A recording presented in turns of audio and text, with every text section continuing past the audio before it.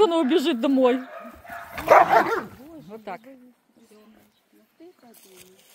Она теперь поняла, что рядом хозяина нету. Да, хозяин Он очень добрый. и послушный. А вы дальше Не убирайте, не убирай Ариса. Пусть он попробует садку сделать. О, она готова, мы можем вообще не сомневаться в ее готовности. Пыталась съесть, а сейчас она уже не хочет съесть никого. Да. Не натягивай, не натягивай, не натягивай. Я бы все равно модуль не надел. Будем когда вязать. Она никогда не носила на море. Натягивай. Пусть он прицелится сам.